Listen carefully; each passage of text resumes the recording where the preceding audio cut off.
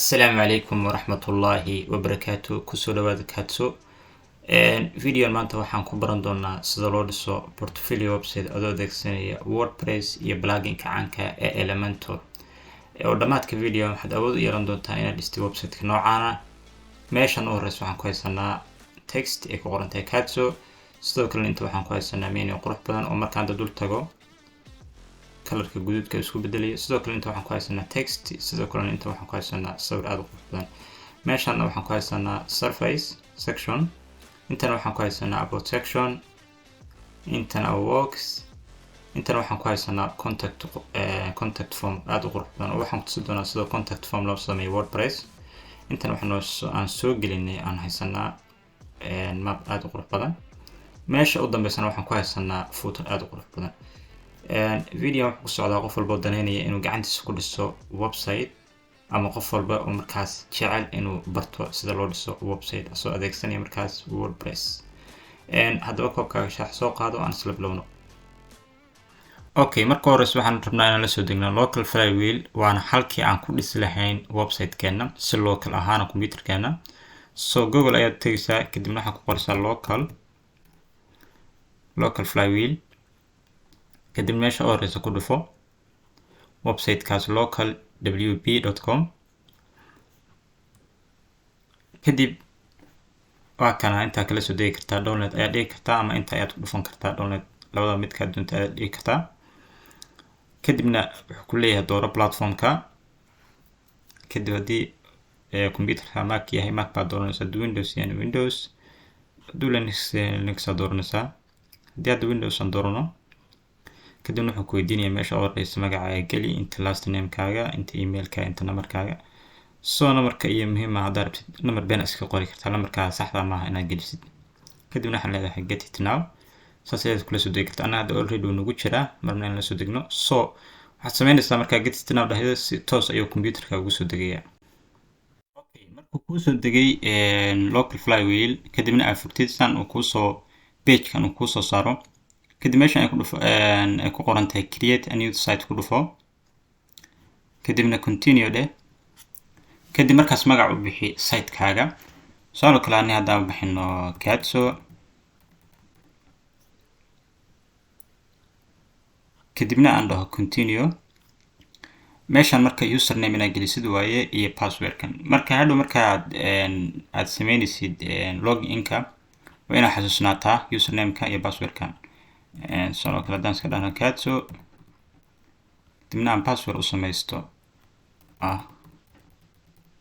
okay meeshan sidoo kale waxaa ku qoran email-ka laakiin muhiim maaha oo dib baa ka sii kartaa okay kadibna waxaad tiraahdaa add site kadib waa sugaynaa marka intuu noo soo baxayo xoogaa yar baa laga yaabaa inaad qaadato marka intuu noo soo baxayo ayaan sugaynaa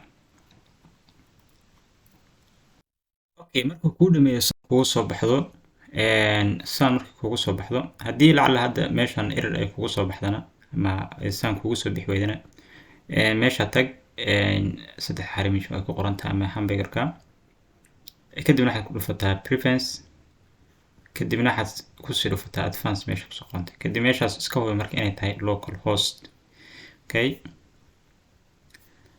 sidoo kale haddaad rabtid inaad site-yo badan kusoo dartid website-kaaga just waxaad samayn kartaa meeshan calaamadan ku dhufan kartaa kadibna waxaad dhigi kartaa site kale ugu dar oo intaasoo site ayaad kusoo dari kartaa local hostiga sidoo kale meeshan hadda waxaan ugu qoran open site haddaan meeshan ku dhufano website-kan ay toos noo geenayaa haddii kan aan ku dhufano login-kii hadda aan sameynay iyo password-ka ayuu weydiin doonaa haddaan laakiin hadda ku dhufto wp admin kadib hadda username-kii iyo password-ka aan samaysanayna marka ayaan inta gelinayna Katso password-ka aan samaystay marka kadibna waxaa la remember me mar rabo mataqaan inaan username geliyo waxaa mar walba aan soo galo mataqaan toos website-ka ay geeya back-endiga kadibna login baan leeyahay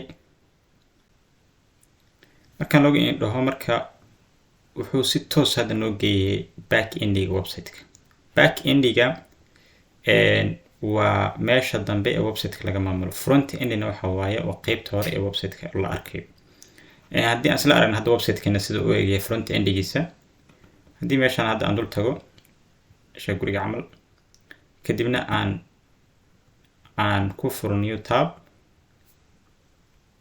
Okay, website-kan hadda saan uu eegyahay website aan qurux badnayn xoogaa iska yar website mataqaanaa aan aad u qurux badnayn waaye, dhib ma laha.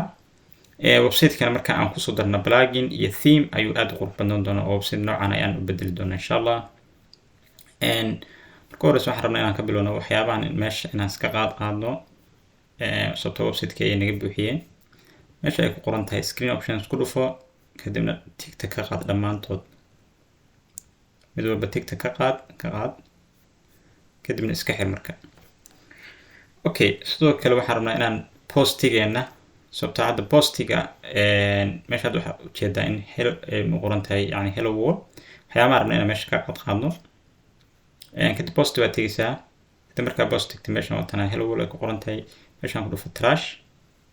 hadda website-kan haddaan ku laabno refresh aan dhahno fiiri waana laga saaray. sidoo kale haddaan tagno aan pages aan ku dhufano, all pages ku dhufano, inta page oo hadda website-kan noogu jirta ayuu noo sheegayaa. kadib haddaan hadda sample page-kan oo kale hadda rabaa iska qaado, trashan tegayaa, kaas meesha laga saaraya. marka horeysa marka waxaan rabnaa inaan la soo degno waxa loo yaqaana theme. theme-ku waa maxay? theme-ku waa qaabka u ekaanaya website-kaaga. hadda website-kana qaabkan u egyahay, laakiin markii aan theme kusoo darno structure-ka ama qaabka u ekaanaya website-keena waa la bedeli doonaa completely. so appearance markaad dul tagtid waxaad arkaysaa in meeshan ay kusoo baxayso ay ku qoran tahay themes. meeshan ayaan ku dhufanaya marka themes ay ku qoran tahay. themamkan marka ayaad isweydiin kartaa meesha ka yimaada. themamkan waxa waaye waa themamka la yimaado WordPress waaye. haddaan rabaa marka themamkan inaan meesha ka qaado, just waan tegayaa, waan dul tegayaa, kadibna waxaan leeyahay delete. okay, kan kalena waxaan leeyahay delete, waan iska deleteyaa. themeka aan rabo marka haddaan rabo themeka aan rabo marka rabo inaan kusoo darsado, waxaan ku dhufanayaa add new. kadibna markaan add new ku dhufto waa kana themam badan ayaa marka hadda saa igu soo baxay. meesha hadda waxa ku qoran waa popular, waa themamka ugu caansan. themeka annaga aan isticmaali doono maantana waxa waaye waa themeka loo yaqaano Astra theme. waa kana uu ka mid yahay oo inta ayuu hadda nooga soo baxay already annagoo raadinba. sababtaa popular waa themamka ugu caansan ayuu noo soo saaray. Cadence baa ka mid ah, Ocean baa ka mid ah, Hello Elementor baa ka mid ah. themeka marka hadda Astra oo kale haddii inta iga soo bixi lahayn, just waxaan sameyn lahaa inaan inta tago indhaho Astra aan xaggaas ku qoro, kadibna inta si toos iga soo baxo. install baan leeyahay, waa sugayaa marka intuu installationka iga dhameynayo. waxyar bay qaadanaysaa, iska sug marka intay uu kaaga soo baxay activate. okay, markuu hadda dhameeyay activate ayuu ii soo saaray. activate ayaan leeyahay. marka hadda activate aan dhaho website-kan haddii aan u laaban hadda oo aan refresh dhaho, waxaa arkaysa website-kan in la bedelay structure-ka ama qaabka u ekaa. markii hore qaab kale u ekaa, laakiin hadda qaabkan ayaa laga dhigay. okay, sidoo kale waxaan rabnaa inaan la soo degno wax loo yaqaano plugin. plugin-ku waa maxay? hadda waxaa arkaysaa website-kan ujeedadoo dhan waxaan ku dhisnaa waa Elementor, waana plugin, waana page builder-ka ugu caansan. plugin-ku wax kale maaha, waa apps kuu sahlay inaad website-kaaga wax kusoo dartid, aad website-kaaga gacantaada ku dhistid, waxyaabo badan kuu sahlaya. marka waa apps kuu sahlaya waxyaabo badan. marka haddaan plugin dul tago, kadibna dhaho add new, plugin-ka u baahana marka waa Elementor haddaan ku qoro Elementor. okay, plugin-ka noo soo baxay marka waa Elementor wakaas. waxaan ku dhufanayaa marka install baan leeyahay, waa sugayaa marka intuu iga soo baxayo.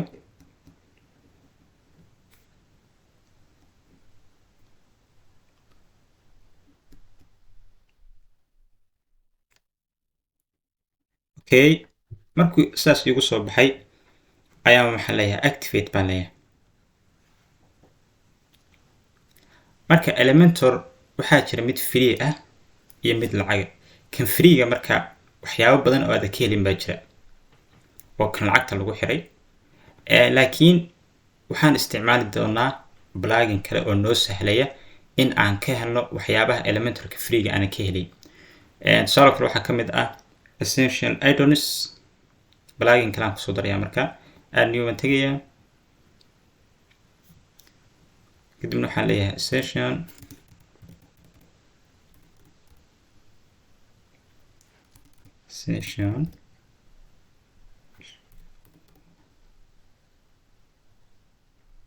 okay si khalad ma u qoray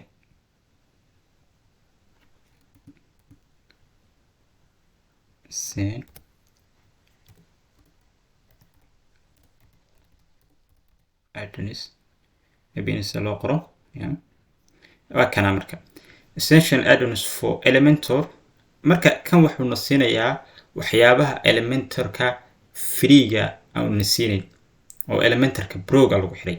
So kana la soo degayaa marka si waxyaabo badan uu nagu sahlo website-keena. Install baan leeyahay. Okay. markaan doon install waa sugayaa marka intuu iga soo baxayo. Okay, activate baan leeyahay marka.